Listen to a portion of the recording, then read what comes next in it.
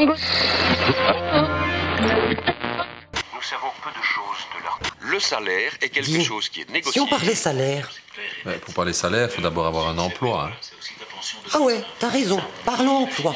Dites les gars, j'ai une idée. Si tout le monde avait du travail, ça serait une bonne idée. Hein. Oh, oui, attends, ça serait une bonne idée. Ça serait chouette. En plus, c'est un droit. Ah ouais. Tout le monde a droit au travail, mais un travail convenable. Ah, convenable, Pas n'importe quel travail. Non. Convenable, hein, convenable. Mais justement, si vous pouviez choisir un travail dans l'absolu, qu'est-ce que vous choisiriez? On peut choisir tout ce qu'on veut. Ouais. Moi, je serais chanteur. Chanteur? Bah oui, quoi. Bah, tu sais même pas chanter. Bon, et alors, attends, quand tu écoutes la radio, il y en a plein qui chantent à la radio, ils savent pas chanter non plus, parce que quand même à la radio, hein, on dit que c'est des chanteurs. Hein. Ouais, ça c'est juste. Hein. Ouais, c'est tellement juste que c'est faux. Ah ouais, t'es comme ça. Ah là là, juste et faux, oui. Chanteur, tu crois que c'est un beau métier, ça? Évidemment. Attends, chanteur, t'es connu. T'es une rockstar, hein, il faut dire. Ouais. Tu gagnes du pognon. Je veux de l'or en barre. Hein. Ça, c'est de la galette, ces chanteurs. Oui, non, c'est un beau métier, toi. Et toi? Mais moi, je me demande si tu serais pas Bill Gates, le patron de Microsoft. Microsoft. C'est Microsoft. Oui, si je suis le patron, je peux quand même bien décider comment j'appelle mon entreprise moi-même, hein. Ça promet, hein. Et tu ferais ça pourquoi? Pour le pognon, tiens. Ah ouais. Pour le pognon et pour les ordinateurs gratuits. Ah, c'est vrai, oui. Quoi ils pensent? Les ordinateurs gratuits. C'est du pognon, hein. Ouais. Et toi? Ah, moi, je serais pape, hein. Le pape? Ah, le pape, oui. Bon. Attends, ça gagne vraiment bien. Ouais, pape, en plus, il est tout le temps parti, tout le temps en voyage. Pape, mais t'es tout le temps habillé en blanc, et ça, c'est salissant, hein. Mais attends, c'est pas lui qui nettoie, hein. Ah bon? C'est quand même pas le pape qui fait la lessive, il y a des gens qui font ça pour lui. Bah ouais. Sinon, il ne ferait que ça, la lessive. Bah ouais. Remarque que quand t'es toujours habillé en blanc, tu dois pas trier ton linge après. Ah, voilà. C'est le côté pratique du pape, hein. Ah ouais. On pense pas à ça, hein. On en pense assez souvent. Mais bon, allez, hein, toi tu serais le pape, toi tu serais Bill Gates, hein, moi je serais chanteur. Non, moi non. On peut toujours, on peut rêver, hein, on peut déjà être bien content qu'on a un travail, hein, qu'on a un travail qu'on fait avec plaisir. Ah oui, on ne se rend même pas compte qu'on est en train de travailler. On ne se rend pas compte. Hein? On a un travail, nous. Ouais, tu vois, la preuve, il ne se rend pas compte. La preuve de quoi? T'expliqueras. Oh là là.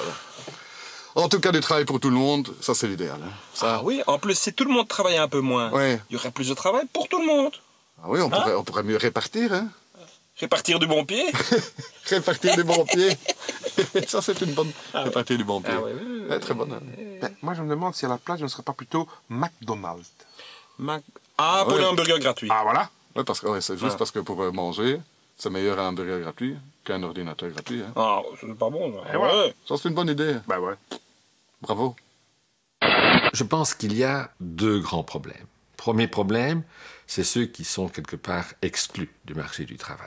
Hein? Et on peut craindre que les compétences nécessaires aujourd'hui, la pression compétitive pour accéder au marché du travail, laisse de côté trop de personnes et risque d'en laisser de plus en plus. Et puis il y a une deuxième inégalité, c'est évidemment celle des conditions de travail et des conditions salariales. Il y a aujourd'hui, je pense, beaucoup de travailleurs qui ont des tout petits salaires, qui ont le salaire minimum garanti au mieux. Après, ce sont de bas salaires et ce sont en plus des demi-salaires, puisque la majorité du personnel féminin est engagé à temps partiel et de plus en plus, les hommes maintenant sont aussi engagés à temps partiel. Et donc, avoir des salaires bruts de 800, 900, 700, mais ce sont des choses qui se rencontrent aujourd'hui sur le marché du travail. Donc ça veut dire qu'en travaillant tous les samedis, en travaillant jusque 20 heures, vous gagnez entre 800 et 900 euros par mois.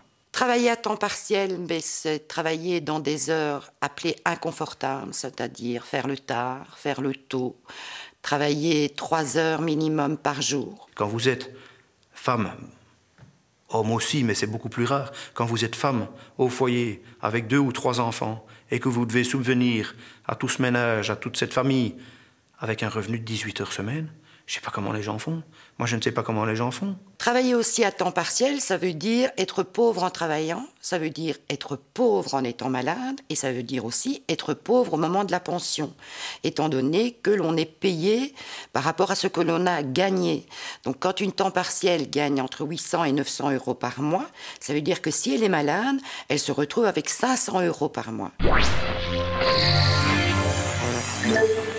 Pour pouvoir augmenter ce pouvoir d'achat, il n'y a qu'une solution, c'est augmenter son temps de travail, malheureusement. Donc la CNE revendique toujours la réduction du temps de travail pour les temps pleins, ce qui permet aux temps partiels qui sont payés proportionnellement par rapport au temps plein d'augmenter leur salaire. C'est aussi, en tant que délégué syndical, de regarder tout ce que la législation permet pour pouvoir augmenter le salaire des temps partiels, c'est-à-dire vérifier les heures disponibles dans l'entreprise pour qu'elles soient octroyées au temps partiel. C'est aussi regarder par rapport aux intérimaires si elles ont bien leur contrat signé, si leur remplacement pour lesquels on les a engagés est bien ce qui a été dit. Si ce n'est pas le cas, la délégation syndicale a le pouvoir de faire engager ces personnes. Et j'ai eu la chance de pouvoir faire engager 5 intérimaires dans un contrat à durée indéterminée. Alors, concernant donc la précarité, l'emploi, le temps de travail, etc., chez Carrefour, effectivement, des actions, on en fait tous les jours. Parce que dans le commerce, dire qu'on a des emplois stables, ce n'est plus vrai. Moi, quand je suis rentré il y a 20 ans chez Carrefour, on m'a dit « tu finiras ta vie chez GB » à l'époque. Je ne pense pas que c'est vrai aujourd'hui. Et aujourd'hui, les personnes qui rentrent comme caissiers, caissières, comme réassorts, on ne peut pas dire que c'est des emplois très stables et très bien payés. C'est vraiment à la base des emplois de précarité. On peut dire que l'emploi a beaucoup évolué à la FN. Il a évolué en quantité, forcément, puisque en 79, on était 12 000 et aujourd'hui, on est 1380 pour un chiffre d'affaires pareil. Donc, ce n'est pas que le chiffre d'affaires a diminué, la FN se porte bien. Malheureusement, c'est l'organisation du travail qui a changé. Et l'organisation du travail fait en sorte qu'aujourd'hui, on a de nouvelles revendications sur la table. Parce que les gens, en ayant vécu ces accidents qui sont des drames, en fait, parce que le départ de gens, ce sont de véritables dames et de copains, ben aujourd'hui, leur inquiétude en dehors des affaires sociales, c'est aussi l'emploi. Lors de la fusion, on a eu des gens qui devaient retrouver du travail. Il y avait quand même beaucoup de personnes qui devaient retrouver une nouvelle fonction. Et on a dû soutenir certaines personnes, on a dû les soutenir mais pendant presque 9 mois parce qu'on ne retrouvait rien pour eux. On avait l'impression qu'on voulait les jeter. Ils avaient l'impression aussi qu'ils ne valaient plus rien. Alors la question qui se pose aujourd'hui, c'est de savoir est-ce que la manière dont évolue la compétition internationale, dont évoluent les structures économiques, dont évoluent les compétences dont on a besoin sur le marché du travail, est-ce qu'il n'y a pas des personnes qui risquent de rester définitivement hors jeu? Je pense qu'il faut 2 attitudes ici. La première, c'est de dire, dans certains cas, c'est plus clair si on le sait. C'est plus clair si on donne alors l'occasion à certaines personnes d'avoir éventuellement d'autres formes d'insertion. Mais en même temps, on ne peut pas abandonner l'idée que tout le monde a un certain nombre de droits, et qu'un de ces droits, c'est de participer à la vie sociale et économique du pays, de la communauté, de la région dans laquelle on vit. Ceci renvoie à des questions fondamentales, mais difficiles. Comment peut-on encore admettre que des gens sortent de l'école sans lire et écrire? Comment est-ce qu'on peut admettre que malgré toute une série de dispositifs mis en place, des jeunes sont un peu lâchés dans la nature à 18 ans? Comment se fait-il que dans un certain nombre d'entreprises, il n'y ait pas un peu plus d'attention aux personnes fragiles et précaires? Dans le temps, c'était quand même fréquent que dans un atelier, il y ait au moins une personne qui était peut-être un peu plus fragile, un peu moins performante que d'autres, mais qui malgré tout, je dirais dans le cas d'un consensus souvent implicite et avec une certaine bienveillance de l'employeur, trouvait sa place. Aujourd'hui, ce sont des choses extrêmement rares. Même dans le secteur public, il faut reconnaître les choses comme elles sont. Les critères de performance sont devenus tels que des personnes plus fragiles, avec des handicaps de toutes sortes, qui peuvent aussi être des difficultés d'existence, ont du mal à trouver leur place, même dans le secteur public.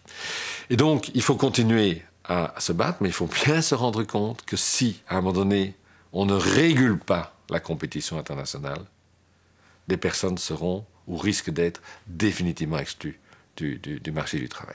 Donc, on renvoie ici à des questions qui tiennent de nos compétences. Qu'est-ce qu'on fait à l'école?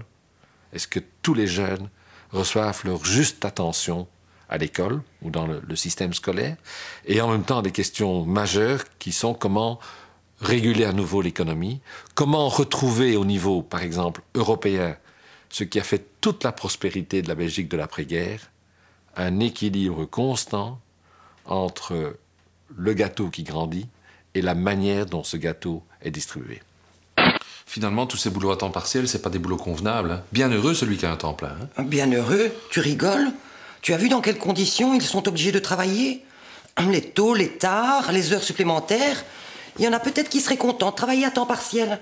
Bah, finalement, il n'y a personne de content. Et ces milliers de chômeurs qui n'ont pas de travail, alors? Eh ben, ils sont pas contents non plus. Et toi, t'es contente de ton travail? Oh,